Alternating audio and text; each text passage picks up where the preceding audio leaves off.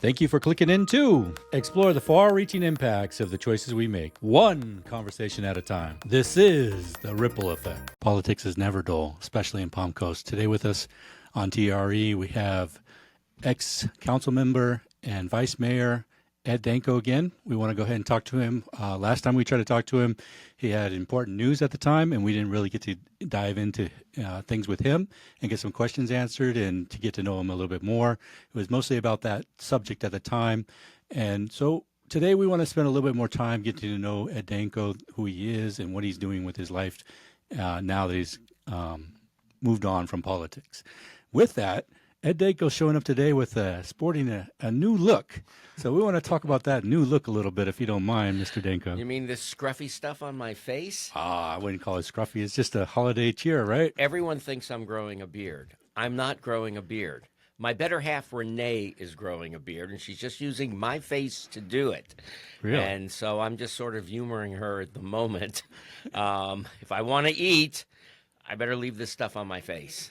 So even though it's beginning to itch a little bit and annoy me, just making her happy. It's the holiday season. It's the only Christmas gift you're getting, Renee. Just this beard. I'm not getting you anything else. She'd kill me if that was true. I bet. So yes, I've letting my beard grow out, relaxing a bit, no longer having to show up in a tie and a jacket at City Hall and deal with all of that stuff, at least not for now. No more phone calls at odd hours? Well, I still get phone calls at odd hours, so which is fine. But basically, I have just been relaxing, enjoying myself, doing projects around the house, which has been fun. The last 10 days, I spent, believe it or not, I have this metal shed where I keep my riding mower and my lawn mower and my blower and all that junk in, and it was starting to rust out pretty bad. And so I looked at replacing it, and they're real expensive by the time they're delivered in your house and set up and everything. So I got myself a grinder, and I went out there and I grinded down all of the rust. To as much as I could get rid of them, from the roof to the sides to the doors. And then I took this amazing stuff, and it's a rust converter that converts rust to a primer. So for the small amounts that were left, I did that, converted that rust to primer. Then I primed it with metal primer, and then I painted it. It looks brand new. So I saved myself $4,000, $5,000. And for 10 days worth of work, it was well worth it. Yeah, I think with the cost of things nowadays, we sometimes have to go back to doing some stuff on our own. Oh, definitely. I've had to go back to doing some of the, maintenance on my car that I wasn't doing before because the brand of my car is a little expensive, and especially maintenance. I think it cost me, and just the stuff I didn't do this year or this last 2 months is probably about $5,000 just in that. Oh, wow. So, yeah. So you find yourself doing a lot of stuff when you have time in the house, and we have a honeydew list of projects, so I've been diving into those. I've just replaced all the lighting in our house, the outdated lighting. It's all new, modern stuff. All LED? LED, the Edison bulbs, so looks nice, and I've got a list of other projects I'm going to take care of. So it's true, when you retire, you never really... You tend to do more than you were doing before, right? Yeah, and now I'm not retiring. We'll see what the future brings down the road. But right now I'm just taking a little bit of a break. Okay. I'm sure I'll step into something sooner or later. So you do have some kind of plans. You're just not really thinking about what they might be at this time. I have a couple of projects I'm working on that I can't discuss right now. No but problem. When I can, I'll let you guys know. And I have my eye on a few future things down the road. You got to remember, I only lost by 39 votes. That's not a lot of votes. Whereas the other two folks on council with me, Alfin and Clufus, they were creamed. I mean, he was Mr. 18%, our mayor. That's how much vote he got, 18%. I mean, yeah, if I got 18% of the vote and that was it, I don't think I'd ever look at doing anything again in politics. So 39 votes,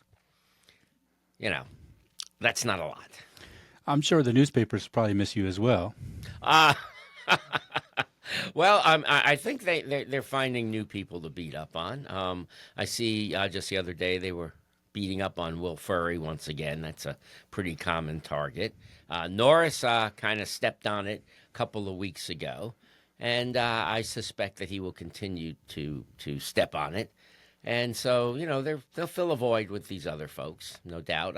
There's stuff that's coming up on the council that's going to make the public very unhappy. And so there'll be a bunch of news stories on that sort of stuff. You guys have got a utility water bill increase coming your way. That's not going to be able to be avoided. Unfortunately, we have water treatment plant issues. Our mayor went to Tallahassee and came back with a bunch of beans, like Jack and the Beanstalk. Which mayor was this? Well, this was Alfin. Alfin. And, instead of getting us the money for a water treatment plant, they got money for that road to the westward expansion. But I heard that was something that was been planned since like before 2008. It had been planned, but we needed that water treatment plant. Yeah. And as we saw during this last hurricane, the city was telling you, don't take showers, don't flush your toilet, don't do laundry. People are going to have a hard time dealing with stuff like that. And so we do need to find that funding. And I'm sure the first place they're going to start will be an increase in your utility bill. Unfortunately, that's not going to raise enough money. For $225 million, it's not even going to come close. So they need to start hustling with Tallahassee and possibly Congress or the Senate, the feds, and come up with that money because it's desperately needed. It should have never gone this far.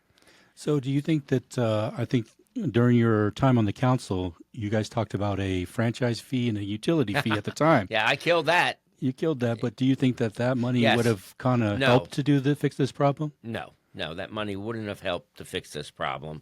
That money would have just went from your pockets to the bureaucrats' pockets and spent on things that you don't need. And I have no doubt this franchise fee will raise its ugly head again. Mm-hmm. I can see that coming, especially from Pontieri, who seemed to be in love with it. When I left council, I at least had brought us to the point where if they ever brought it up again, they would have to put it on a ballot. So hopefully that will stop it. But I could see them trying to change that. And the problem is we don't need to raise more fees or more taxes or borrow more money like they tried with the Alfin bonds, Charter Amendment 1, which I can see coming back again a second time too. That's not what we need to do. We need to cut the waste. And that seems to be the hardest for elected officials to understand that. It just seems so difficult. Where to me, it's not that difficult. We have like over 600 city employees now. A lot of them are upper management employees that make $100, $120, $130, $140, $150,000 in Little Palm Coast. I'm sorry. We can start cutting those salaries, and we can start cutting some of those people. You can do more with less. In fact, people are much more motivated when you do more with less. But with that, first off, I want to go back to the Alfin bonds. You're the only one that calls them Alfin bonds, or called the amendment referendum Alfin bonds. I think the general public pretty much started calling them Alfin bonds by the time I was through. Okay. If you notice, it not only went down in defeat like 60-40, but 20,000 of our voters did not even vote on it. They looked at that horrible language. They didn't understand it, and they didn't even bother checking yes or no. So when you're missing 20,000 voters on something like that, and then you're asking for a blank check and trusting your city council to just borrow as much money as they want to, that you will have to pay back or your children will have to pay back, that was destined for defeat. And the thing that really annoyed me about this whole process is and we discussed this before. 1 week, I bring it up, I make a motion, and Pontieri says I'm ignorant. A week later, she's embracing the fact that I'm ignorant and voting with me. And then a week after that, she wants to spend a fortune on attorneys to fight the lawsuit that Alan Lowe brought. And we wasted thousands of dollars on that lawsuit, and it still went down in flames with the public. We never should have wasted that money. Yeah, you didn't really tell us that you had a relationship with Alan Lowe when you brought up the subject last Well, time. everyone knew that Alan and I are friends. Okay. I mean, when he ran for mayor against Melissa Holland, I helped run his campaign. Okay. So, yeah, that's no secret. Everyone, the media knew it. Everyone knew it. Alan and I are very good friends. But just because, he did the right thing. So, friend or not, Right. he did the right thing by filing that suit. I'm glad he did. Yeah, I'm not saying I agree with the referendum or anything like that. I definitely didn't. I voted against it. But I was just saying that we weren't aware when you brought it up. You didn't even tell us who had made the lawsuit, what the connection was that you had known. We just knew you told us about it. It was totally new to us at the time. But so you're friends with the person you said and so forth. Is he run for any? Didn't he run against? He ran against Norris. And I think we discussed that too during the primary. Alan said that Norris came up to him on election day, primary election day, and threatened to beat him up. And I know Flagler Live did a story on it. Alan's wife approached Norris. You've seen the video. Okay. And basically said, if you ever threaten to beat up my husband again, I will call Sheriff Rick Staley personally. Norris denied even talking to Alan that day. Funny, because he denied it that day on video, but 3 weeks later on WNZF radio, he admitted he had a conversation with Alan. So which lie are we going with? I don't know. But he wouldn't tell the radio audience what they discussed. Well, I've known Alan for a long, long time. I believe Alan 100%. Also, then, Fernando Melendez, who ran against Kathy Hyder 2 years previous, when this happened during this last primary, when Norris supposedly threatened Alan, Fernando came up to Alan and me and said, 2 years ago, when I was running against Kathy, apparently he was supporting her, he came up and threatened to beat me up. And so now you have two Republican candidates. And, it's not just Alan's words. It's also Fernando. And the interesting thing for me was a couple days before Norris threatened to physical violence on Alan Lowe, I was setting up my tent at the library, and Norris walked by, and I just said, "Good morning, Mike." And he dropped a whole bunch of F-bombs and just kept walking. This guy's got a problem. I'm sorry. And I honestly think, right now he's in a honeymoon stage with the public and with the staff. But as things get tougher down the road, when they start looking at cutting costs, raising taxes, raising your water bills, whatever, and the public, gets a taste of a few things they don't like, they're going to be very critical of this guy. And they're going to show up. They'll be at the podium at City Hall during public comment, and they're going to say things he doesn't like.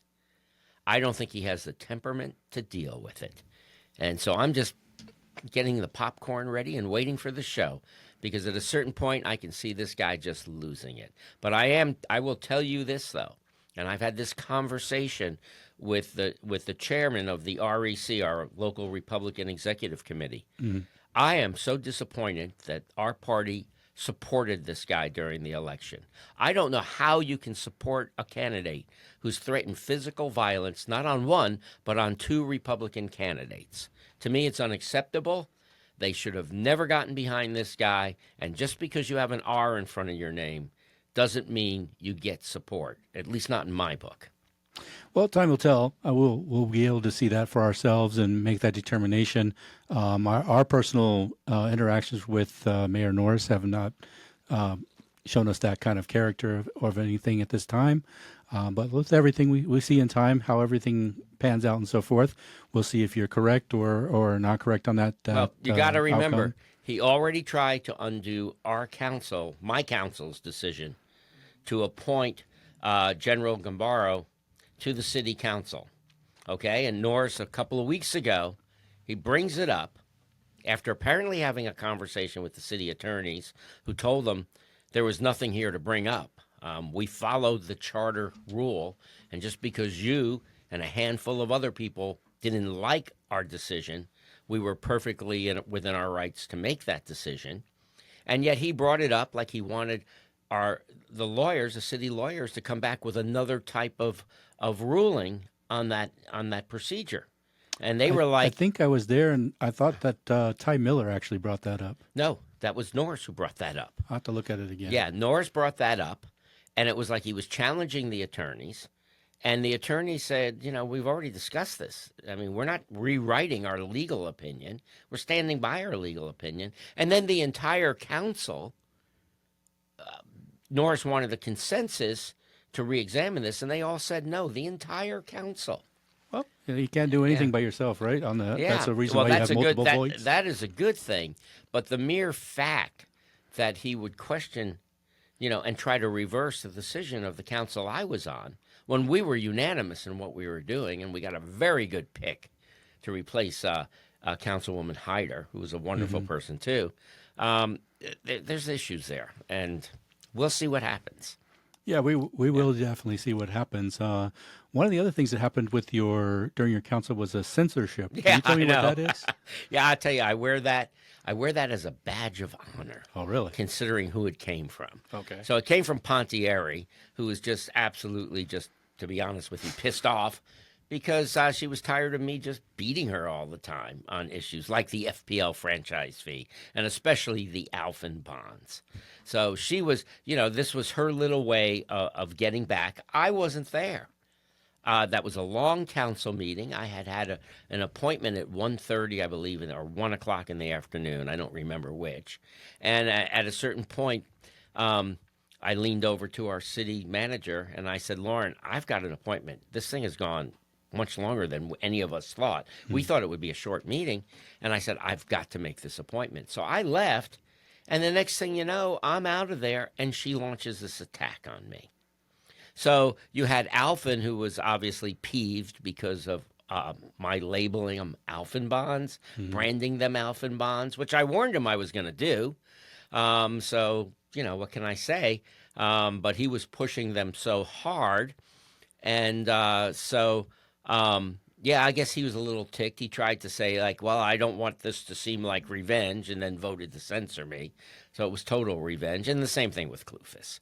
So, the three of them censored me. Like I say, I wear it as a badge of honor. But you keep on referring to Alfin bonds, but doesn't it take, like we just talked about, not one person can do anything by themselves on the council. It takes multiple people to do it. Right. So at you would first, really have to say sure. It's more they chose to do this as a group. Well, no, not. First we chose to do it, and I was on board. Mm-hmm.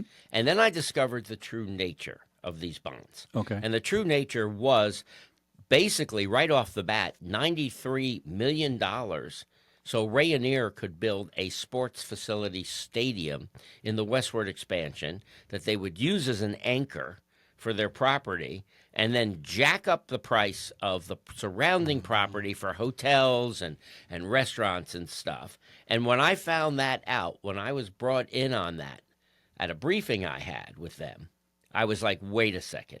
The public should not be paying for your stadium. You want a stadium? The company that wants to operate that stadium, pay for it yourself. I'm fine with that. But you're going to come to us with this last-minute bond proposal so you can get $93 million right off the bat from the citizens of Palm Coast and no way of paying that back? If you're going to do bonds, there should be a means to refund the public, like a toll bridge, toll road, things of that nature, but not a stadium, and not a stadium that's not going to generate enough revenue to pay it back. And they're selling it as something that future residents would pay for. So you approve the money now and future residents will pay for it. Well, you know what? If you live 30 years, 20 years, you're a future resident. Your children, your grandchildren, people that move here. I can't imagine anybody saying, let's move to Palm Coast so we can help pay off the Alfin bonds. I just don't see that coming. So at that point, I changed my approach to this. It's not I brought attractive. it up. Yeah, I brought it up at council and said, we've made a mistake here. Let's pull it. Pontieri was against it before she was for it, and then she was against it again. I'm sure if John Kerry, if you're listening, you understand what that means, flip-flopping, like unbelievable flip-flopping. But the bottom line is, so it came down to me being opposed to it. Then Pontieri was opposed to it. Then we put the general on council, and the first thing he did was make a motion to take it off the ballot. Our attorney at the time gave a legal reason why we couldn't, which turned out to be wrong. But this attorney on city council has been wrong several times, to be honest with you. And then it went to dealing with the lawsuit. And during the shade meeting about the lawsuit, all right, myself and the general were opposed to moving forward with it, and Pontieri, Clufus, and Alfin were together on it. So thousands of dollars spent on a high-end law firm for nothing, basically. So, you know, I'm sure that this is going to come back again. The last council meeting, Pontieri already brought it up. And they have another election they could bring it up on. We have the special election to replace Congressman Michael Waltz, and that election will be in April, and they could get it on the ballot for April. So, folks, if you're listening, when you go to the ballot, you see some kind of city charter amendment about bonds, Alfin bonds, maybe we'll call them Pontieri bonds at that point. I don't know. We'll see what the branding looks like. You want to vote no. Okay, so you think that they'll use a special election, which usually garners a lot less participation, to try to pass something through? I've already heard conversations about it, and I've already heard that the law firm that's representing Readiness is pushing for it. Some folks on the City County Chamber of Commerce are pushing for it.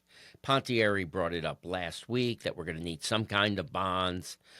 You know what? We have the ability in our charter to do bonds.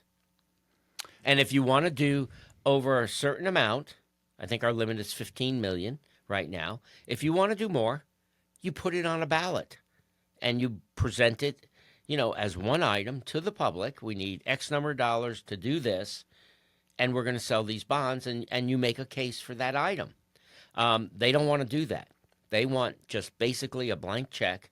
So 3 members of a 5-member council, in effect, could decide to spend 9,300, however many millions they want, without you as a citizen being able to voice your concern and stop it. Well, that's not exactly true. They would have to vote for that referendum in April and approve it before they could actually do that. Right. But well, you're that's saying what I'm that's saying. what they're trying to get done. That's what they're trying to get done. Is they're going to want to put it on the ballot in April. They're going to want to try to fool you into voting for it. They're rebranding the same old garbage. All right. It's like a box of cereal. They just make a prettier box and they call it something else, but it's the same ingredients inside that box if you read the label on the back. But as a council member, you're aware that there are certain things that do need to be taken care of, such as roads, such as the water plant that you talked about. There's several other things, I think, as well. Yep. So if you go back and look at some of the history here, first place, we have been a pay-as-you-go city government. Okay? And we're taking care of our roads. May not be fast enough for some people, but are there really any roads you can't drive on? I mean, you can get to wherever you want to go. And we've been paving roads. We just paved Pine Lakes Parkway. We've done some of the R section. There's money for roads. And, you can't repave every road at once. It's, you got to space it out. On the water treatment plant, 2018, we should have been alerted as a council that treatment plant had reached 70% capacity. All right, 2020, we should have been told it was 80%. All right, so on and so forth up until 2024 when we're like at 100% capacity. The problem is no one ever told us. None of the bureaucrats ever told council this was happening. Not a peep. If we had known, we would have been pushing like, okay, you're at 70%. You need to be up lobbying in Tallahassee to get us the money we need for expansion or for another water treatment plant. But instead, our former city manager, Denise Bevan, she just kept us in the dark. Another reason Denise Bevan's not there anymore. So council's not, if the bureaucrats don't tell you what's going on, we're not in there every day, hands-on, micromanaging every department. We count on these people to tell us what's going on. And when they keep it from you until it's too late, So, our mayor had assured all of us that he was going to go to Tallahassee and get the money.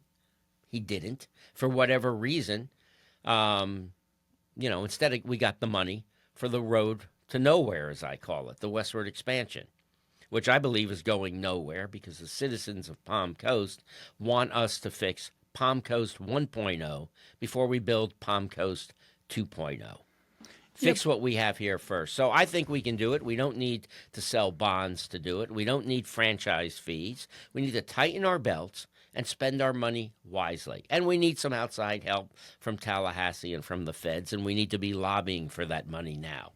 And we need also to make sure we don't get ourselves into any more lawsuits. Like there is a lawsuit that is coming up, and it's a Bert Harris type lawsuit from a developer. It's for $20 million. It's going to end up in the state Supreme Court. And believe me, if we lose that lawsuit, they're going to have to find that $20 million by doing a special assessment because it's not there in our budget. So, all these people that are anti-growth, anti-development, they don't want us to move forward. They need to realize that people who own property have rights. And when you violate their rights for their property, their use of their property, they're going to sue. So that's another thing that's coming up, too, that this council is going to have to deal with. And I hope when they have their shade meeting, they realize they need to settle this. I don't have any hope that they actually do. Well, I guess we'll see. We'll see. Hopefully they can get it done. I know there are a lot of people against growth, and I can see why. We do have the problems, like you said, with the water plant. And, we see right now, I think a lot of people have come back, maybe snowbirders. We see a lot more traffic than usual. Yeah. We have to wonder how that's affecting the water plant as well. Luckily, we do have a decrease in population during like the hurricane season and so forth. So even though we were over capacity at that point, we didn't have the full residency of the city as well. So what do you think they should be doing other than getting a new city managers that can control these kind of things? That new city manager is absolutely vital that we find the right person this time. And again, I was there when we did the search the last time. We had almost, I think, 99 or 100 applicants. Out of that group, there were 5 or 6 people I thought were excellent choices. We were in the process of selecting someone when Alfin somehow managed to get the other votes he needed in his back pocket from Eddie Burkino, and Victor Barboza at the time, and Clufus. And they just, boom, one day nominated Denise Bevan, who wasn't qualified by a long shot, whose previous experience had been running a department of one other person. It's a big jump from a tiny little department to running a city.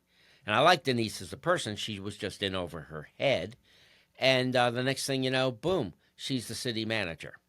And then the next thing you know, we had the Terminator down the road. And I'm glad at least Alfin stepped up and cleaned up his own mess by making that motion to terminate her because she just wasn't working out. There were a lot of problems. I don't want to get into it, but there were a lot of problems. And we need to find a real city manager, somebody with real experience running a city this size, somebody who's fiscally conservative, somebody that will make the necessary cuts. Because you got to remember, city council can't fire individual employees. We can only hire or fire the attorneys and the city manager. The city manager needs to go in, look at each department, and say, all right, you guys are too fat. Boom. Make those necessary cuts. City manager needs to say, well, that's really nice that we want to have this amenity or that amenity, but we need a water treatment plant, we need roads. So the tough choices need to be made. You can't just do it all. Hopefully we will get that person.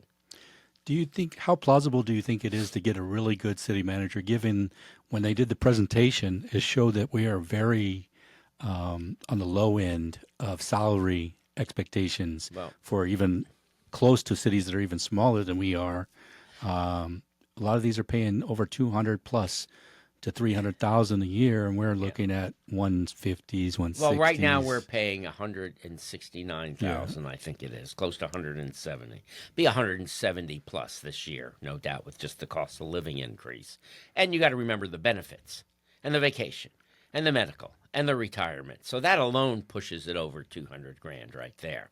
So I have to ask anyone who's listening who lives in Palm Coast, can you live on $200,000 a year? Make ends meet? I think you can. I really think you could stop shopping at Aldi's and go to Publix, right? Because, I mean, it's a lot of money in Palm Coast, Florida. Plus, the other things we offer is we have a beautiful beach and gorgeous weather, and it's a beautiful town. So there's a lot of benefits. And when you look at the cost of housing, while local people may think it's gotten expensive, if you're coming from the Northeast or California or someplace, it's a steal. So there's other aspects here that we need to look at.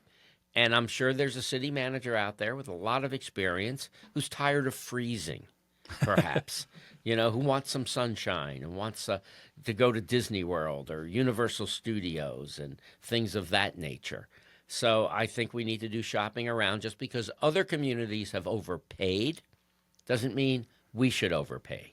So you're optimistic that we can find somebody Yes. that'll see the benefits of the community and so forth, and willing to personally, compensate for that. There are a couple people locally that might be able to fill that void for us. Because keep in mind, if we get somebody from the outside, they're going to need 6 months just to get their feet on the ground. Mm-hmm. And if we can find somebody, an executive who's local, and I know a couple of people that I have been pushing privately to enter this search, that saves us the problem of getting somebody familiar with our city. So that, to me, would be a wonderful way to do it. But yes, I think, presently the $170,000 salary, quite honestly, I think it's too much. I mean, I see no point in paying any government official more than what we pay our sheriff, which I think is about $155,000. He's responsible for protecting our lives, all of us in the county. So, I mean, personally, I would do the city manager job for $100,000. Okay. Do you still, before we talked on the last episode, you talked about the cost of being a council member was very low. You could basically do the same kind of income that you could get for working at McDonald's. Do you still feel that's the kind of case? I think they've actually raised the. I drove by McDonald's this morning to get coffee. I think they're offering $20 an hour now or something. Oh, so yeah. I mean, yes, I'm glad I got the coffee. I appreciate their hard work, but they're not managing close to $500 million in a budget. Mm-hmm. So yes, people were complaining about that pay increase from $9,500 to $24,000 after 15 years of no pay increase whatsoever, no cost of living, no nothing, and you had people moaning and groaning about it like it was a huge amount of money. Well, it's not when you're working a full-time job, and it's a full-time job being on council now, and so we raised it up compared to school board, which is what, 38,000, county commissioners 70,000. Yet here in Palm Coast, we manage most of the money. We make most of the decisions, especially compared to the county. And yet we're only paying 24,000. Seems a little low to me to get good people. okay. You say it's a full-time job. I thought that most people were working a full-time job and still basically getting paid to do part-time as a city council member, mayor, and so forth. It's not a part-time job. Not if you take it seriously. Not if you spend all the time you need to spend to research every subject that comes up, to read through all the material for every meeting. It's printed out. It's a book this big. Not if you deal with your constituents.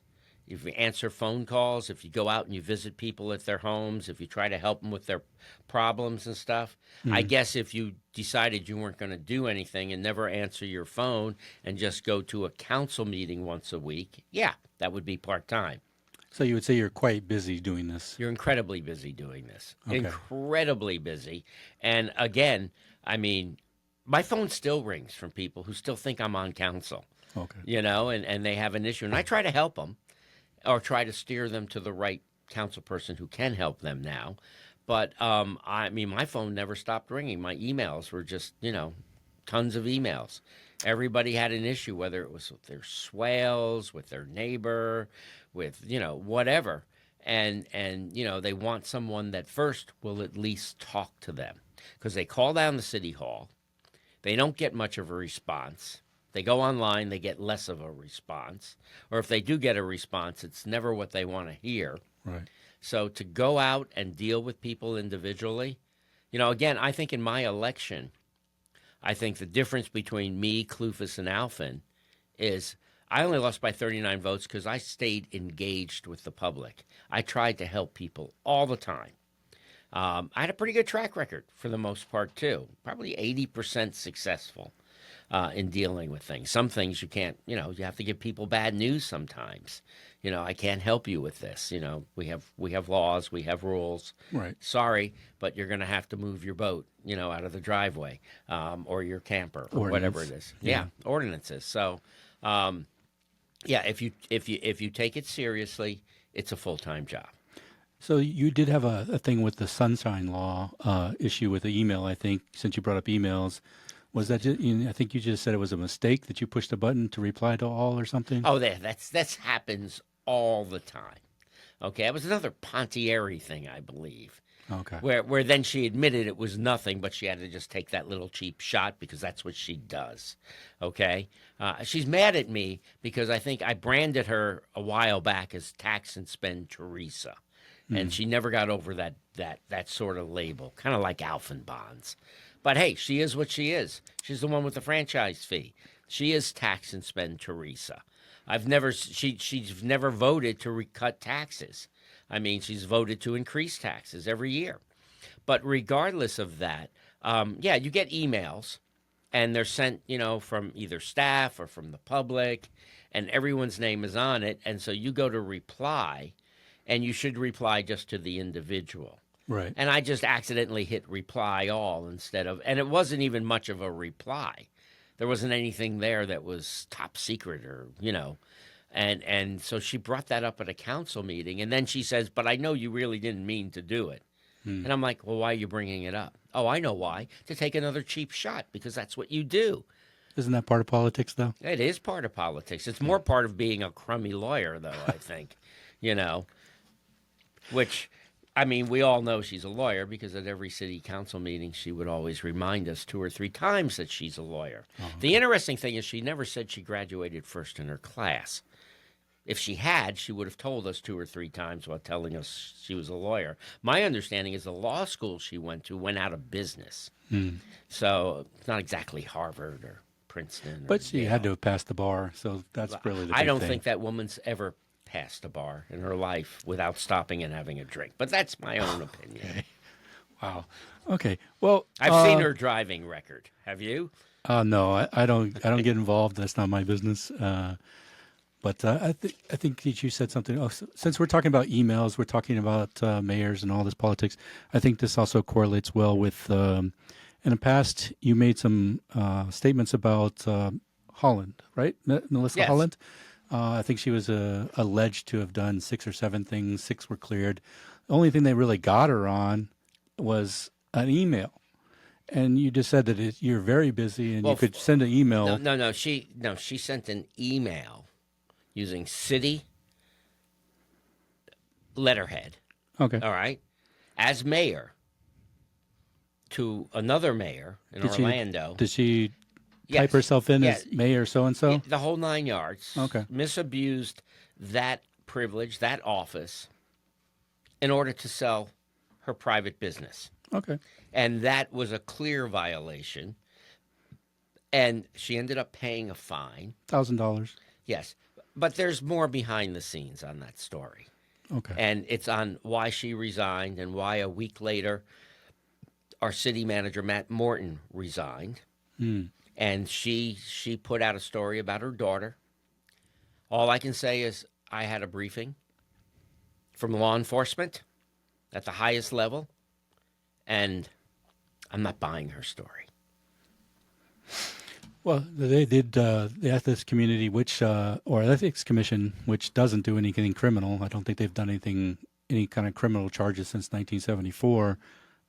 They just found her of that one email, which is, I mean, I could see someone be making a mistake, but if you said that she did put herself as mayor so and so, I could see that that is kind of like not correct. I do think that is And abuse of that's power, not all that if that's the happened. case. That's not all that happened. That's all you saw a fine for. Okay. All right, and she resigned. Yeah. So I Yeah. mean, So what do you think happened behind the scenes? well, that I don't have any privy to, so I don't know. All we can do is basically say that what we can see, what is out there for us to see, we can go ahead and make our judgment call based on that. All right. So one thing I know that you're very interested in, and kind of, I don't want to say a fan, but you appreciate, I see by your shirt here, uh, I'm is wearing my Donald Trump fight, fight, fight shirt. Ordered this online. Obviously, this was created after the assassination attempt in Pennsylvania. I mean, this guy was shot at. Fortunately, thank God, he turned his head at the right moment, just grazed his ear. He went down. Secret Service tried to keep him down, and this man jumps up and raises his fist and goes, fight, fight, fight. Unbelievable. It's definitely a historic moment, both in the fact that he Think was able to do that and be in the moment, but also in the fact that our Secret Service failed to that point. miserably failed. I can't. And they failed again at Mar-a-Lago on the golf course. They continue to fail. Hopefully, when Trump gets in, there'll be a house cleaning. I watched that hearing a couple of weeks ago with the new acting director, who was about as rude as he could be to Congress. What an arrogant jerk. I can't wait for him to get tossed to the curb, along with some of our leadership at all of these alphabet agencies. There are people that need to go. And our Justice Department was weaponized under Biden. That needs to stop. A whole bunch of things. And I know on day one, I have no doubt that President Trump on day one is going to do some amazing things. Starting with deporting those illegal aliens, starting with the criminal ones first, which is so out of control. And I don't know what the Biden administration was thinking, unless they hate America and they want to destroy this country. Because allowing those illegals to come into our country with all sorts of drugs, fentanyl, allowing terrorists to cross that border, just come on in, folks, not finishing the wall. And now I see Biden is selling off the steel that we still have to finish that wall. And his administration's trying to sell it off before he gets out of office, while he's also pardoning criminals like there's no tomorrow, along with his son, number one, and then all these other pardons. And now I read this morning in the news that Biden is looking at pardoning all of these folks that are on federal death row. I think there's 170 of them. And he's looking at pardoning them or commuting their sentences to life. Some of these people on federal death row killed children. One guy on federal death row killed a prison guard while he was serving his life sentence. And Biden is looking at pardoning these people because he doesn't like the death penalty? Well, first place, it's probably not even Biden. Who knows who it is? Kamala, Obama, Jill Biden. I don't know who's running the show. It's not Joe Biden. He doesn't know what day it is. He's just wandering around lost. And it's not, it's now you're starting to see stories come out.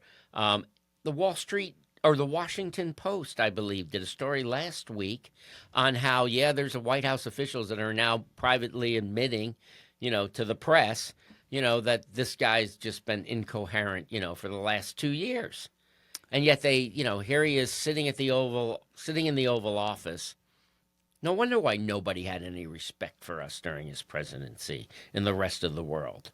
Now he's going to pardon a bunch of, people who are on death row, federal death row.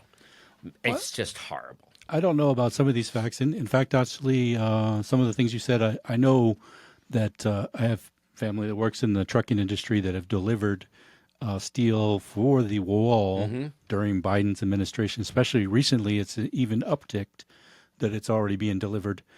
So this is not President-elect Trump has not taken office, but stuff has already been delegated, paid for, and put on the wall area to be put together. And now Biden's selling it.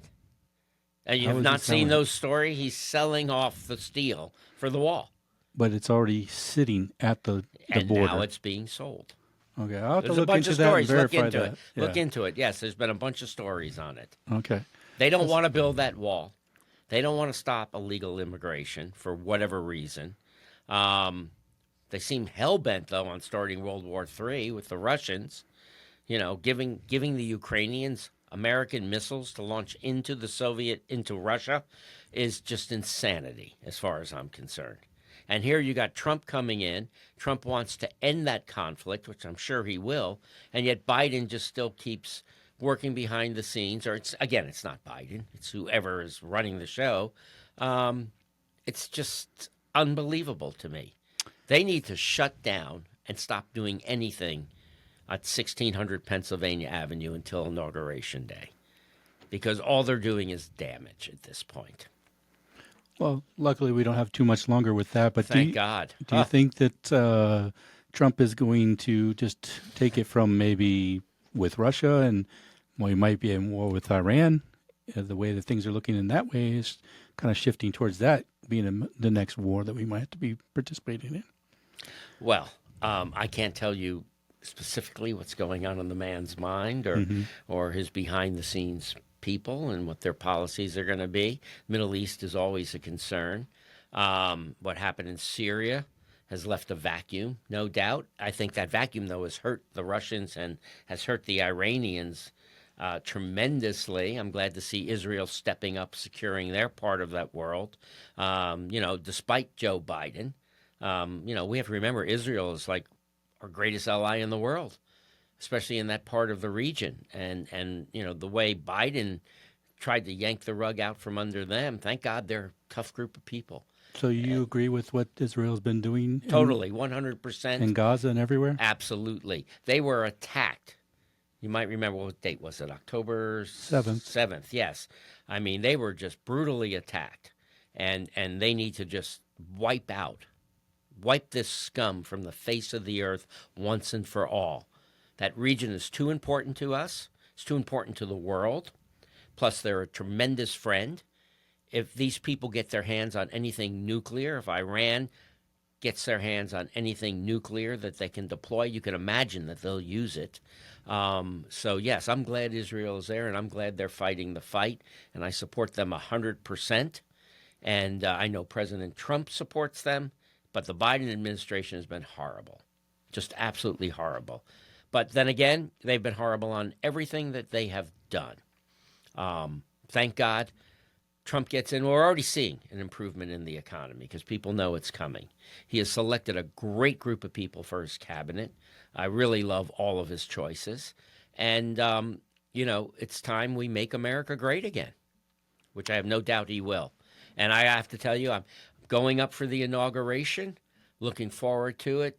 It's going to be a tremendous moment in history.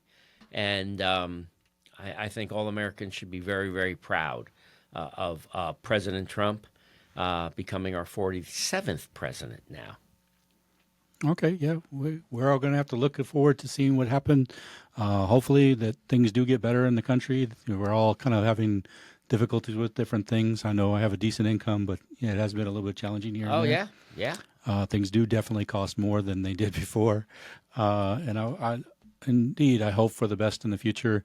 I hope that we do stop all the wars and we don't continue to participate in any more or cause new ones, especially with China and some of the other Nobody ones. wants to go to war. At least we shouldn't want to go to war. But we have to be strong. That, Reagan said it best. Weakness invites aggression. So the world has to know that if we need to, we're ready. We'll do it. Up right now, they haven't had that impression of us, thanks to all these woke generals in the Pentagon and Biden's weak policies. I mean, where they're more concerned, it's just unbelievable. But you've got a group in that Pentagon that are more concerned about environmental stuff. Like, if we go to war, we don't want to ruin their environment. All right. I served in the United States Navy. Our mission was very simple: break things and kill people, period. We're not worrying about their environment. You have generals in that Pentagon, and I've heard this from congressmen, that want electric tanks. Gee, we're at war. We're rolling into whatever country, and we got to stop and charge up our electric tanks today. Let's find a charger. Is there any electric tank chargers in this city? I don't know. Yeah, that's not how you do things. I mean, the more worried about genders, transsexual soldiers. Are you kidding me? I don't want some guy wearing a skirt and a wig next to me in a foxhole. I don't want that person near me anywhere, to be honest with you. But our military has a specific role and a mission, and we need to get back to that. So I look forward to that happening under the Trump administration.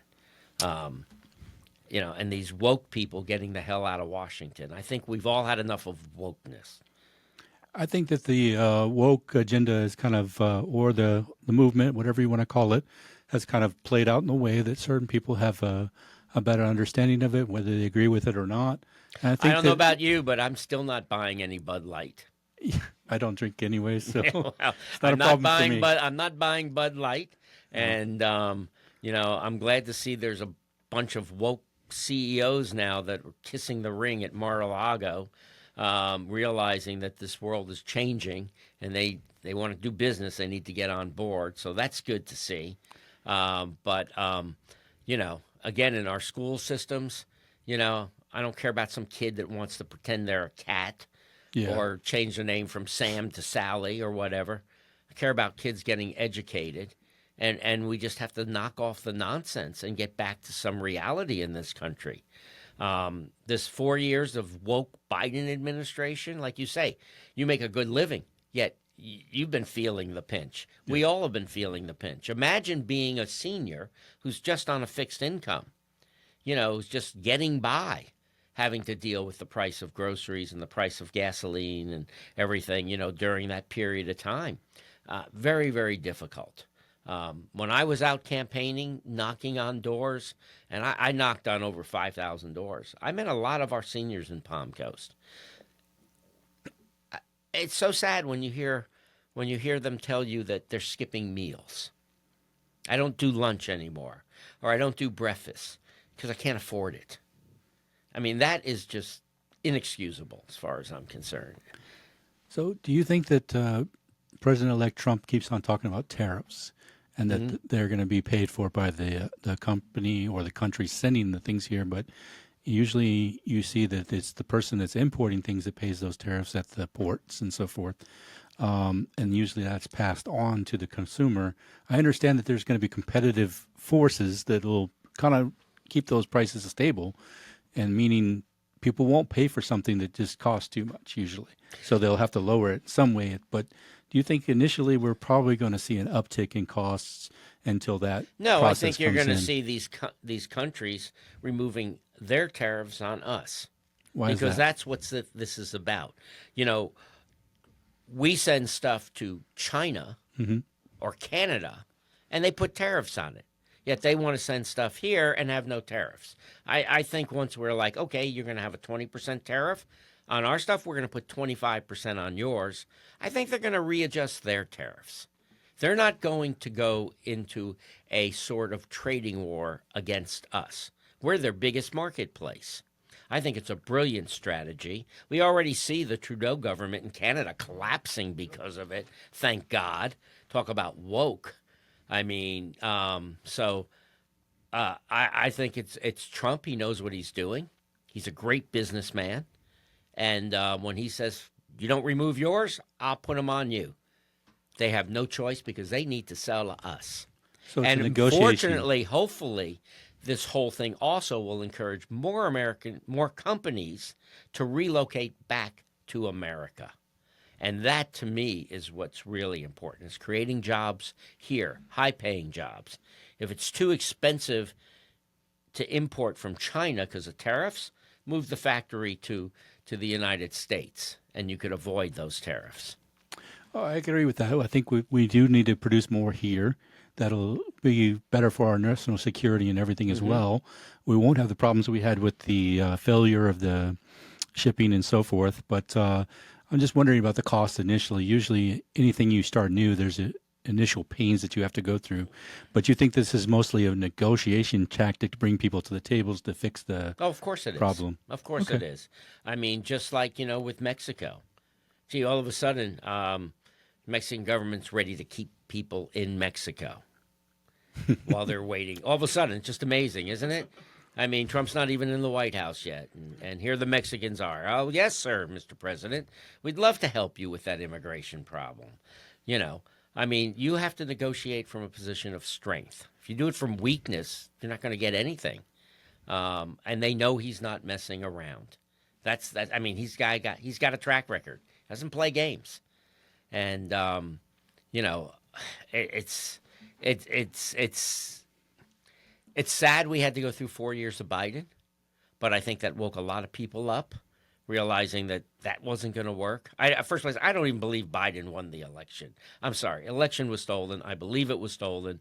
There's no way this guy hiding in his basement eating an ice cream cone was going to win that election. It's amazing the amount of votes that he got. All right? Are you trying to tell me that election during COVID, more people came out to vote than came out to vote in this last election? I don't buy it for 1 second. Yeah, that's an interesting topic. Yeah. They've done, multiple people have gone back to the last 4 elections and seen a consistent kind of like voting trend, but Yeah. that one's like Yeah. way above. It's called cheating. I don't know what it's totally called. called cheating. I have no doubt about it. I mean, this time, I mean, we came out in mass amounts, and it was too big for them to cheat this time, although I'm sure they tried. I have no doubt. That's what they do. But there's no way Biden won that election. No way. It'll be interesting for someone to actually dig in that data and see where those 10 to 12 million people went. Well, unfortunately, the media, the liberal, left-wing, socialist media is not going to dig into any of that stuff because they're on board with that garbage. And I know. I spent my whole career working in the left-wing liberal media at 3 major networks. I know exactly how they operate.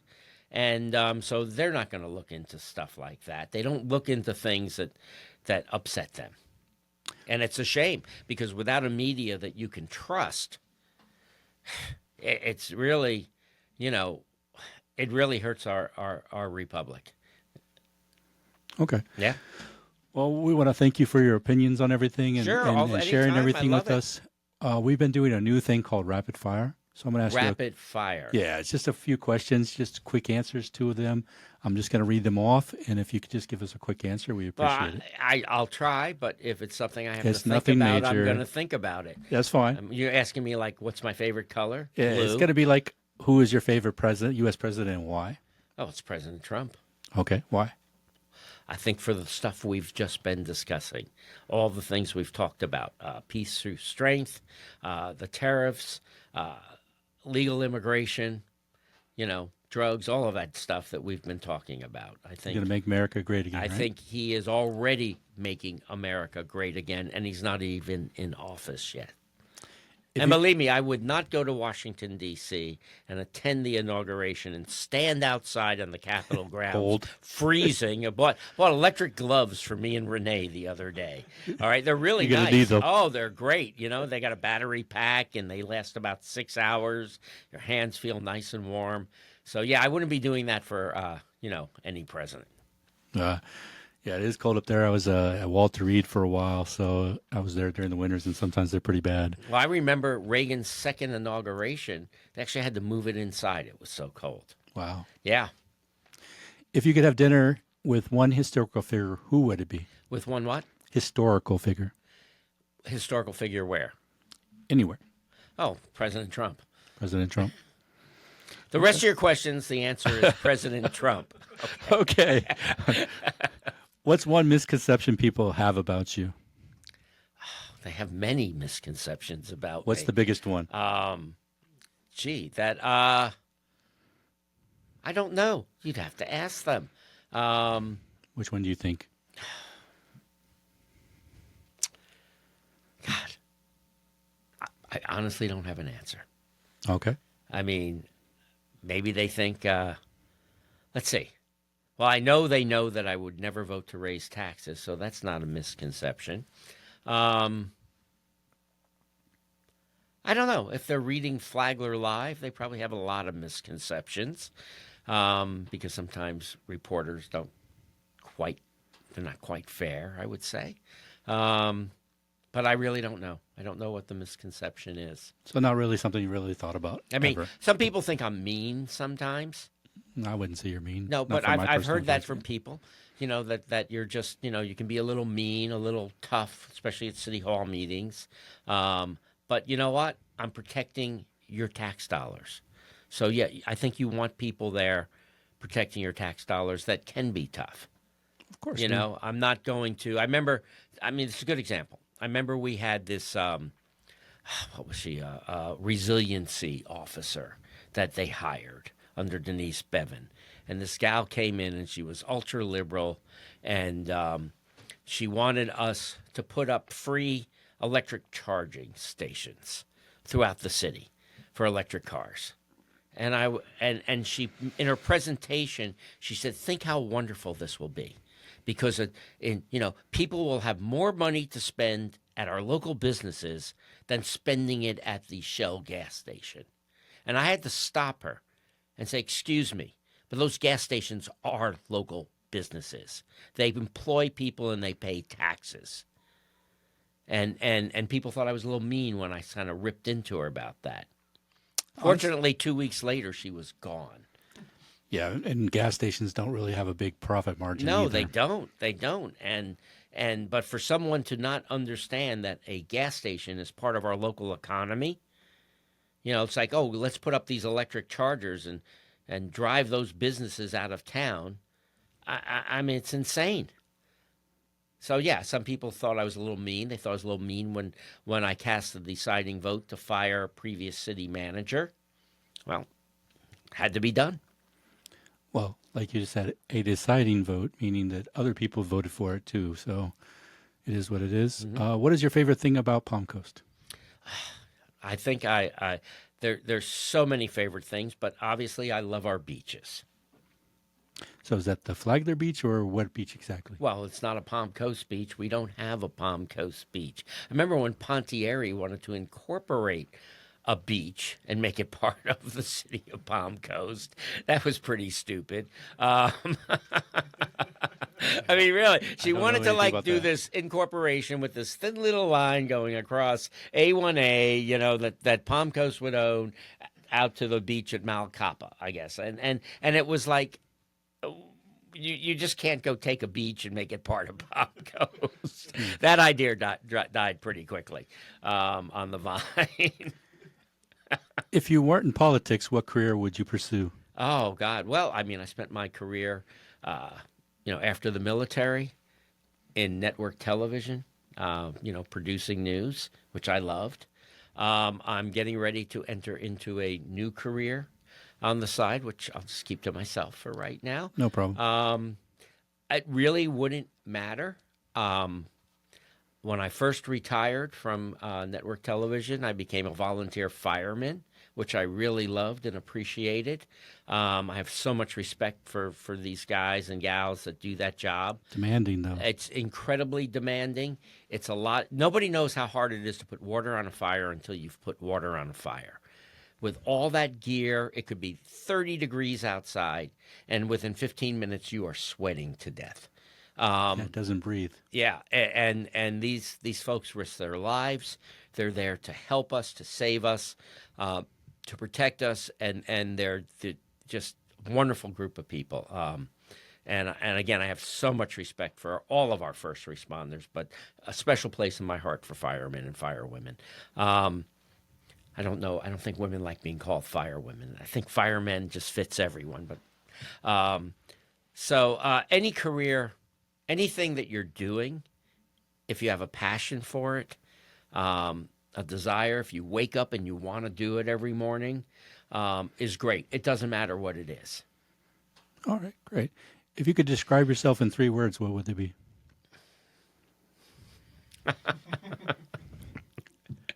3 words. Three words. Come on, you're an editor. Come on, you. 3 words. Donald Trump fan.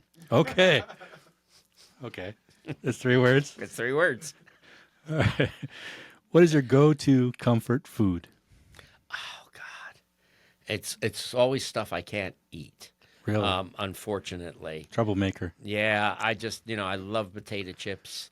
I love ice cream, things of that nature. It's all the stuff that I've stopped eating, and it's just bread. Oh God, I love bread. Especially like Italian bread or French bread, warm, butter melted on it, and it's just I don't eat it anymore. So I'm eating healthier stuff now, which is okay. You're behaving? I'm behaving. I am. I really am. Last night I had soup and a salad for dinner. Okay. Where I'd rather have a big, juicy hamburger with some French fries. And I'm there onion too. rings. Yeah, but at a certain point, you just gotta knock it off. So yeah. Yeah, I got a family member that's allergic to peanuts, but still behaves sometimes. Oh my God. Mm. But I think as humans, we kind of do the certain things sometimes we shouldn't do. What is the best advice you've ever received? Best advice I've ever received: buy low, sell high. Okay. Yeah, I'll take seriously. That one. That's Yeah. a good. If you had to pick a motto for your life, what would it be? A motto. Yeah, a motto. Well, give me an example. What do you mean by a motto? I mean, I'm not a product. I'm not like a, see the USA in a Chevrolet sort of, advertising sort of thing. I'm not quite sure. I don't really have a motto. I wouldn't even know how to brand one on me. Like live every day as it's your last. Well, that's good. I'll go with that. I like that. Okay. I thought the question was for you, not me, but we'll go with that. I like to actually live every day as if it's my first. Okay. Discover something new, in that day. Something I didn't know before. Learn something new or see something new. That would be or there. experience something new. So that actually for me would fit better. So for you, it would be learn something new each day. Yeah. Okay. What is your favorite local spot in Palm Coast?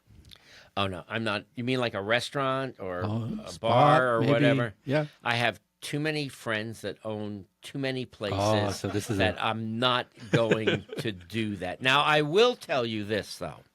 We, I guess it was about a week and a half ago, we went out to the Flagler Auditorium, which I had never seen a performance at, the Flagler Auditorium.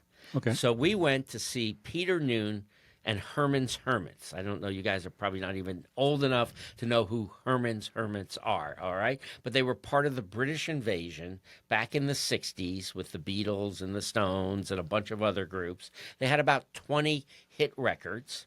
Okay. And if you probably heard some of those songs, you might recognize the group, I'm sure. Google Herman's Hermits, and I'm sure you'll recognize some of the music.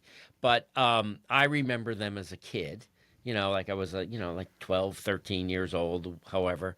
And so here you still have Peter Noon, who was Herman, the lead singer, is still out there performing. He's 77 years old. Wow. And he did an amazing job. I mean, it was a wonderful evening. We had front row seats. It's a beautiful auditorium. They do a fabulous job out there from what I saw, presenting a show. And I'm so looking forward to going back and seeing a show there again. So that was something that I did not realize was here in Flagler County. So that's become a new favorite spot. Another new favorite spot, if you haven't been, is Christy B's Comedy Club. Yes. Yes, and we went there about 3 or 4 weeks ago for the first time, and we had a fabulous evening. So we're looking forward to go back and seeing that again. Yes, Okay. It is. You should have her on the show, actually. Really? She has an interesting background. She used to be a Delta flight attendant. Mm. She's also a stand-up comic now herself, and a businesswoman. I think she'd be a great guest. If you guys need her personal number, I'll give it to you and give her a shout. I'm sure she'd love the publicity. Yeah, we'd love to have her on and talk to her and get to know her story. one of the things we like to do is to, go ahead and get information on people that are interested in the community and so forth, and also support local businesses. Sure, But absolutely. we're trying to make an impact in ways we can, and do what we can for the local community so that we can find things. So hopefully people will look into those two things that you just talked Yeah. about, and also have a good thing there. What is the one thing you miss about being in office? Do you Oh, miss anything? wearing a suit and tie. Oh, you missed that? Yeah, yeah, and shaving. I miss shaving. Uh, Don't let your wife hear that. no, the one thing I miss, and the one thing I miss is I feel like, honestly, I was the only one standing between your money and the tax and spend people. And I miss being there to protect your tax dollars, to stop the foolishness, because I think we're going to see a lot of foolishness coming down the road.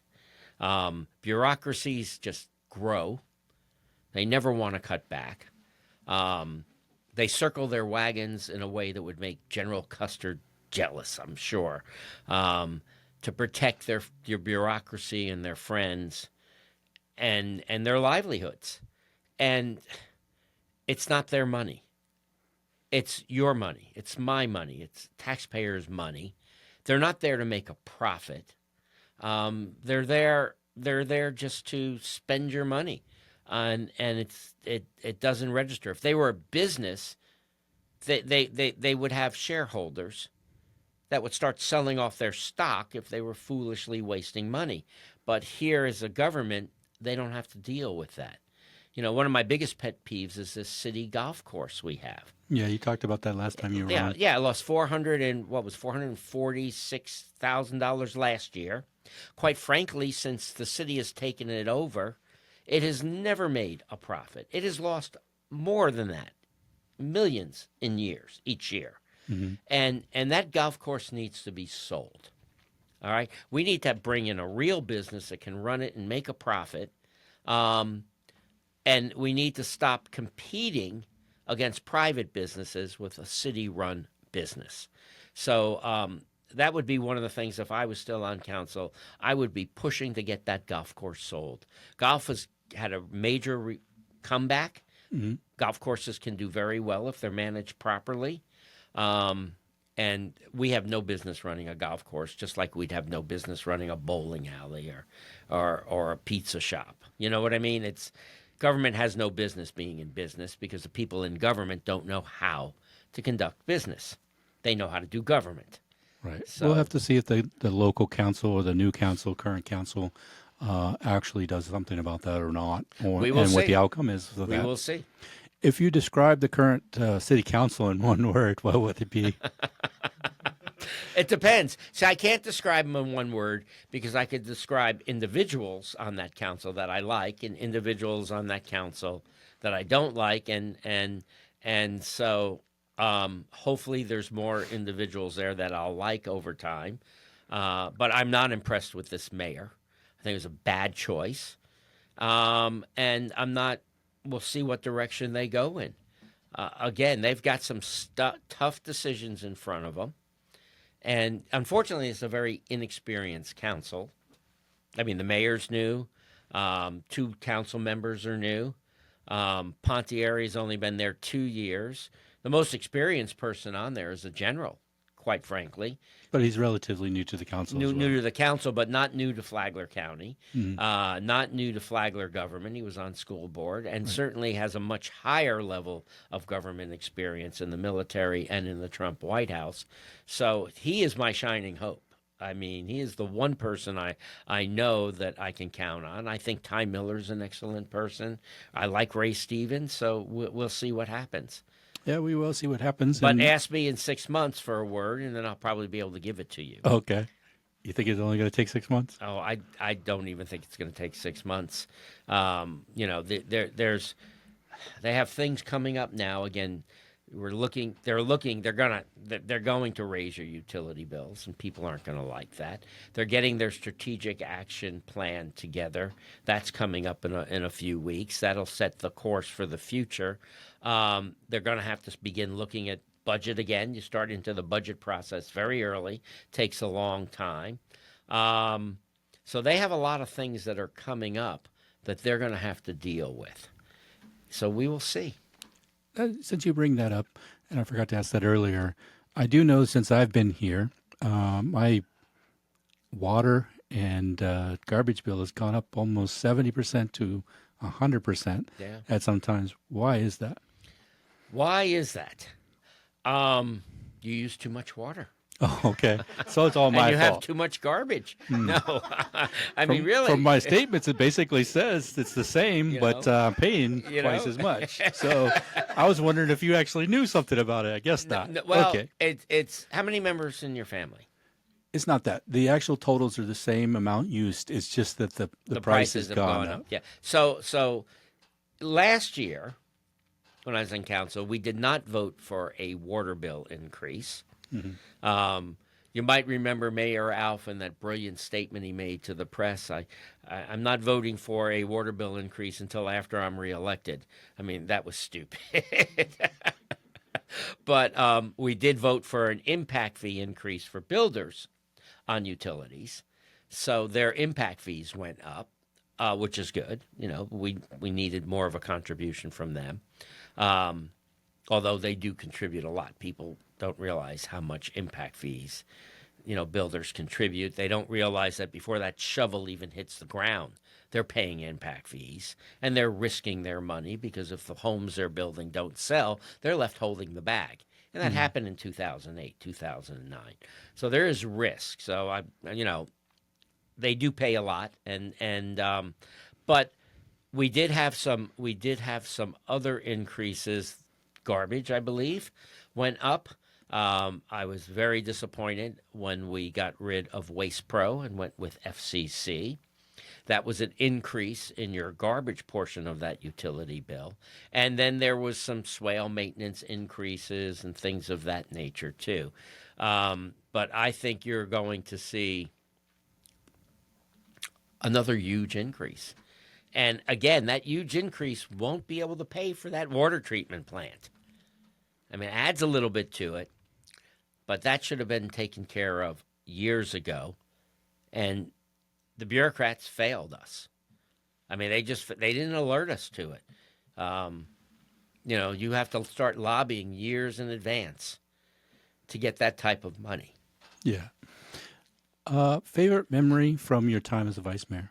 Say that again? What is your favorite memory from your time as a vice mayor? Let's see. Well, being censored is a great memory. I guess I wear badge that of as honor? a badge of honor, a badge of, other memories. Oh my God!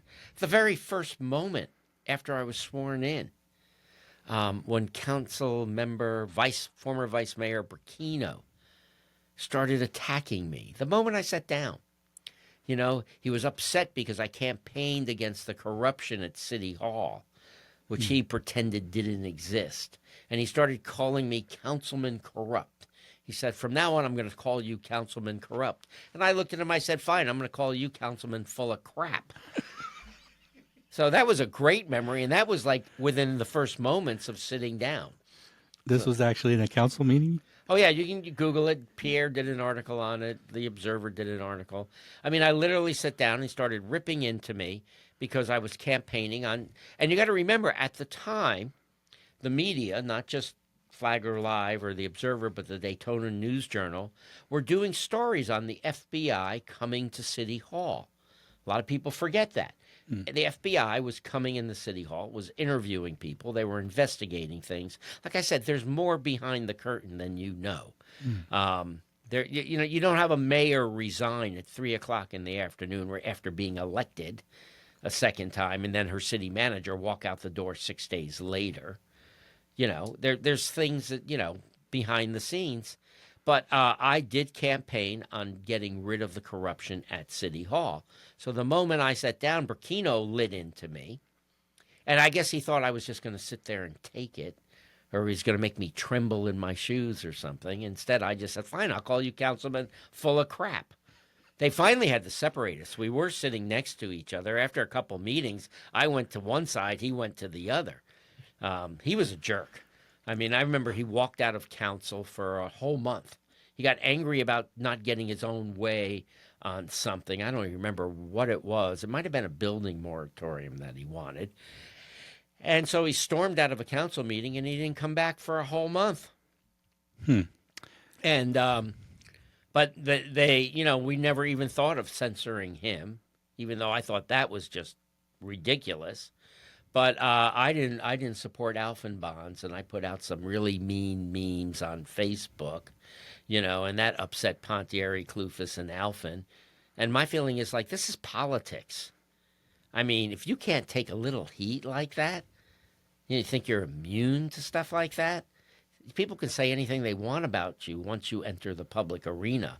You don't have any defense. You can't cry about your hurt feelings. You just grow a thick skin. All the mean things that have been said about me on Nextdoor and Facebook and in the media, it's like, I almost find it enjoyable to read. Yet there you had Alfin and you had Pontieri all upset because of some of the political memes and because of the fact that I branded those atrocious bonds as being Alfin bonds. So you're good at branding other people. Has anyone ever branded you? I don't know. Have you guys branded me? No, I haven't branded you. Oh, okay. Well, I guess we could call you Censored Danko. Yeah, absolutely. Absolutely. Since you've wear it as a badge. Absolutely. I'm more than happy to do that. I don't know. I'm not good at that. But I'm just wondering. I have to admit, I've got marketing background, media background. You do brand things. That's, it's like a headline. It sticks if it's good. And so when I looked at Charter Amendment 1, I looked at how absurd it was. And what really bothered me was Alfin was protecting it, and fighting for it. I just said Alfin bonds. Let's just call them Alfin bonds. And so we went from that. I mean, it wasn't just the memes on Facebook, the email blast, but there were the door hangers we put out too. Really? Put out thousands of door hangers. Wow. I had like 20 people out there hanging these things on people's door. And so I first place, those bonds would have lost regardless because the way it was written was so deceitful and dishonest. You didn't even know what you were voting for. But I hope I made a bit of a dent in killing those things. And if they try to bring them back, I'll put them on notice now. If any of you are listening, Pontieri, Norris, you try to bring those back, and I will be out there fighting them once again. And I will brand them. You really don't want your name on those bonds. All right. What TV show would be your guilty pleasure? Well, I love binge watching, okay? And so right now I'm finishing up a show. It was on NBC a few years ago. It finished up. It ran 10 years. It was called The Blacklist.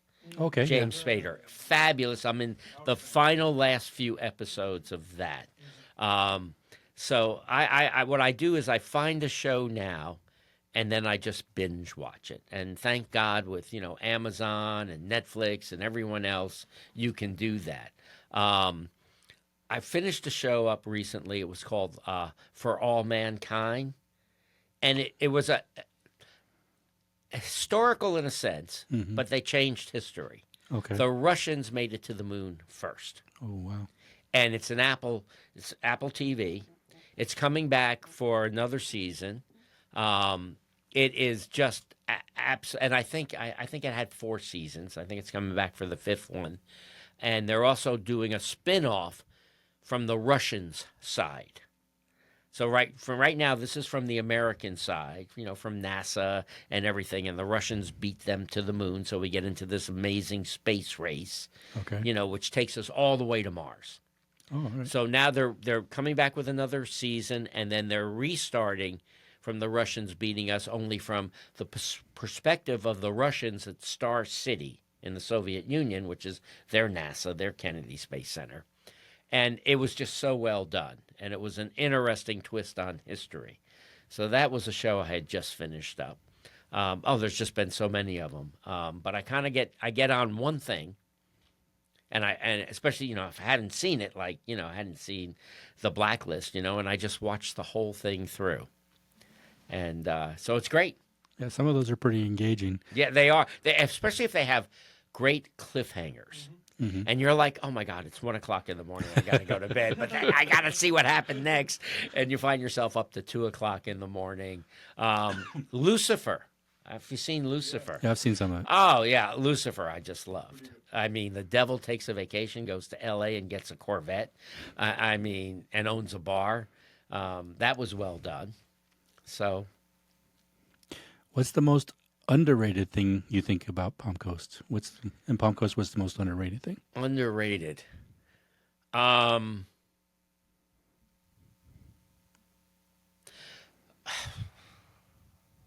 could think of overrated things, but underrated things. I don't know how we have, again, we have a beautiful community. I don't know how you underrate that. Beautiful beaches here that we're access to. I don't think there's anything that's underrated. I think our good things are people know about them. Okay. What about you? What do you think's underrated?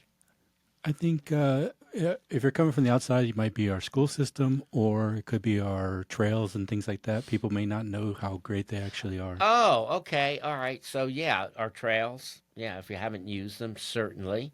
Again, living here and seeing everything and using everything, I don't have anything I feel is underrated. But if Right. you mean from the outside coming in or whatever, things that people don't know about, I could see that being a different thing.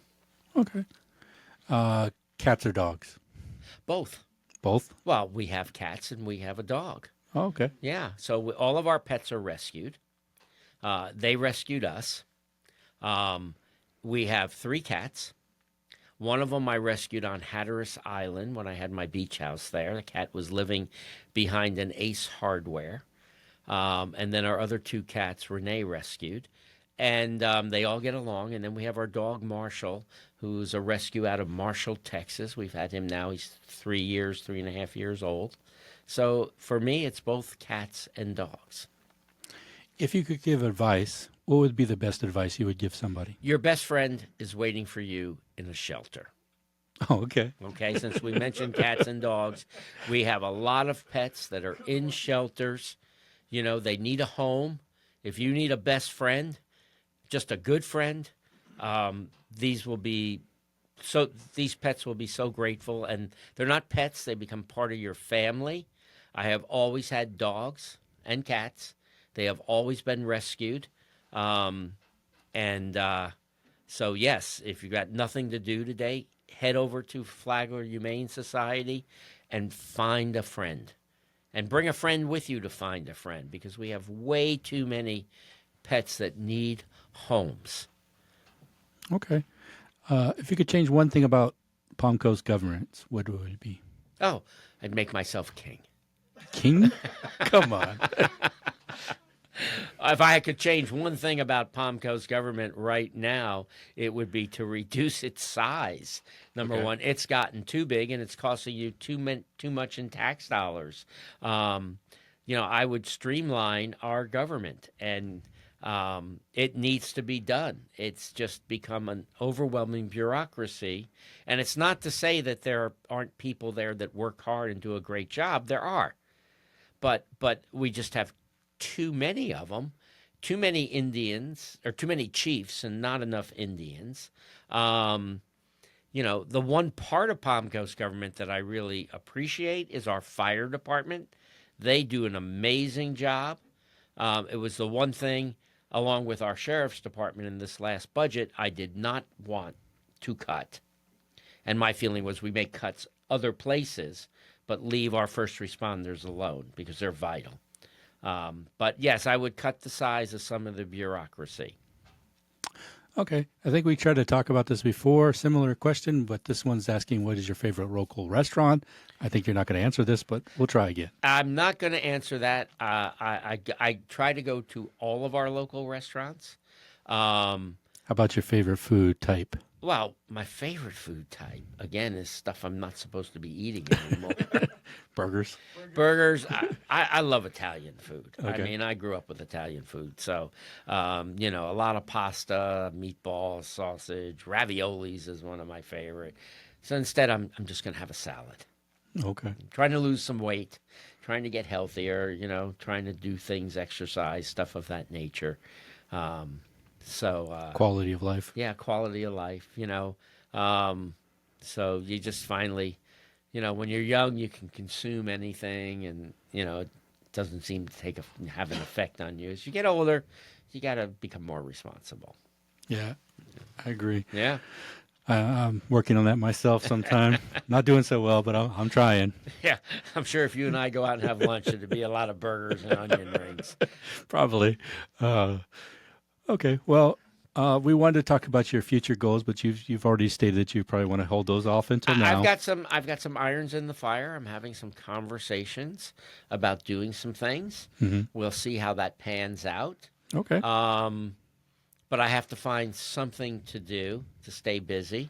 I just can't stay home and sit in front of a TV set during the day. Maybe at night, but not during the day. I'm going to run out of projects at the house, probably sooner than I want to. Um, so yeah, I have to find something to stay busy. I don't do well being bored. Okay. So we'll see what happens. And politically speaking, I'm not ruling anything out. I'm not ruling anything in. Politics can change in a moment. You never know. But I've always believed that when one door closes, another door opens. And I'm looking at those doors. Plenty of doors have opened, and I'm deciding which one to go through. All right. Well, we look forward to seeing whatever you do in the future and hearing more about what that's going to be when it happens and when you make that choice. We want to thank you for coming on. Yep. We appreciate your time. I love coming here. You guys are great. Well, we thank you too. You're very interesting. One of the most interesting people we talk to. Always have something unique, especially your branding. It's different. But hey, we appreciate your service too. Thank you. Serving the community and so forth. I know that you don't really get paid that much to do so, and it takes a lot of time. And again, it's interesting because I find people that when we did the pay raise, and my motivation for that pay raise was to make sure we got good people running for office, especially after we went through a councilman who was accused of shoplifting at Walmart. I mean, it was like, really? So you want to attract good people. I wish we had raised it more, to be honest with you. But it's like when folks complain about it, I'll look at them and I'll say, so you would go do that job for $24,000 a year? And they look at me and they say, are you crazy? I would never do that job. So it's like a lot of folks may complain, but you don't see a lot of folks step up and run. And I do admire anyone that throws their hat in the ring, because you open yourself up to a lot of things. Number one, you open yourself up to abuse. People start prying into your life. They start searching into your background. They start bringing up things that you did 20, 30 years ago. I mean, look what they did to my friend Alan Lowe for a mistake he made when he was 30 years old, And it wasn't that big of a mistake. It was just like, this was before the internet. It was like, someone told me if I become a sovereign citizen, I don't have to pay taxes. Well, so he said, I'm a sovereign citizen. 2 weeks later, the IRS is giving him a visit and he's paying his taxes. And so he said, well, forget that. That didn't work. I mean, you do dumb things when you're young. Uh-huh. Now with the internet, it's even worse. So, anyone who steps up is opening themselves up. They're going to be criticized. They're going to see themselves dragged through the mud in the media. And then they're going to get public criticism, because you can do 9 things that people love. Mm-hmm. You do one thing they don't like, and the next thing you know, they're all over you. So anyone who steps up to run, I admire. It takes a lot just to do that. Then you've got to run a campaign. You got to get out there and meet the public, and then you actually have to do the job if you actually win. So it's hard to get people to step up, even by increasing the pay, and as a result, we don't always get the cream of the crop. So, if anyone out there is thinking of running, and if you're conservative, if you're a Trump-supporting Republican, if you really believe in those principles of cutting tax spending tax dollars and tightening belts and, doing more with less, and you need help running a campaign, give me a call. I'm always out there to help somebody who's a decent person running for an office. Oh, starting a job as a campaign manager now. Well, I didn't ask for any money. I'm just saying I think it's important that we get, if there are good people out there and they want to get involved, I'd like to see them get involved. So that's if I can help, I can help. That's your plug? No, I'm not. That's like a job every 4 years. Okay. He's not going to fill Not something in you want to do all the time. well, you can if it's not an election year. What are you going to do? I mean, and these candidates, people don't understand. It's expensive to run for a local office. You spend a lot of money, so you really can't afford to pay somebody at a local level to run a campaign. If you do, you're not paying them very much. On the bigger campaigns, obviously, you're running for Congress, Senate, president, whatever. Yeah, those consultants make a living doing that, and they make a great living. I worked on one congressional campaign. I know how much these guys make. They make a lot of money. But on a local level, you need every nickel and quarter and dollar you can get. A mailing, just to give you an idea, one mailing to Republican supervoters. That's not all Republicans. That's about 13,000 households of those Republicans that will show up for a primary. One mailing is going to cost you about $6,500. And you need more than one mailing. You need 3 or 4 mailings. So right there is a chunk of change that you either reach into your pocket or you get people to contribute to your campaigns. Most people that contribute to your campaign, most just average people, will write you a check from $25 to maybe $100 if you're lucky. A lot of times it's $25, $50. Some people that you know well will write that check for $250 or $500, sometimes $1,000. So you end up having to go out to businesses, and you want to get support from businesses. And it doesn't mean you're promising them anything. It doesn't mean that you're going to approve stuff. It just means that you need money, and they're willing to write $1,000 check. And that's your limit on, what you can take. And so you need to raise, $35,000 to $50,000 to run a local campaign. Signs aren't cheap. Signage is very expensive. You need a lot of yard signs, because people ask for yard signs. And if they've written you a check for, $25 or whatever, you definitely want to make sure they get one. But those signs are not cheap. By the time you do the double sides, color, metal that goes in the ground, and then you do the big signs, the big 4x4s, those are very expensive. They're not just expensive to print, but then you've got to put them in the ground. So you go to Home Depot, you buy these metal things, and you pound those in the ground. Those aren't cheap. Everything, running a website. If you have that skill, you can save money. But if you don't, you have to hire someone. Mail programs where you can blast out an email to 20,000 people, that costs money. Everything from campaign buttons to business cards to all sorts of things. Door hangers or flyers, those cost money. It all adds up. And next thing you know, you're spending, $55,000 or more. And then you're out there working it, knocking on doors every day. You're spending money on gasoline. So it's a lot of work to go through it. It's a lot of money. And then you have to win or lose.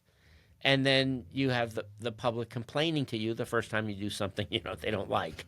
So anyone that, it's hard to get people to step up and stick themselves out there, because you're also getting smeared in the press too. And on Nextdoor, which I've stopped even going to Nextdoor. It's just so toxic. It's unbelievable. And then, people get things wrong. So you're not just dealing with facts. You're dealing with stuff that's not true. And you're having to answer that. So getting people to run is difficult. So I admire anyone that's willing to do it. And I'm willing to help anyone as long as we believe in the same thing. I'm not going to help some woke left-wing liberal Democrat get elected to anything. But I will help a good conservative Republican. A good conservative Republican. And good, there's a lot that comes with that word. Okay. Yeah. So when are you guys running? Oh, I'm definitely not running. You see what I mean? That's it. Yeah, no, I know it's not for me. I'm not doing that. I physically cannot do that. I have disabilities, and then it would also waive most of my benefits if I ever ran for a political office.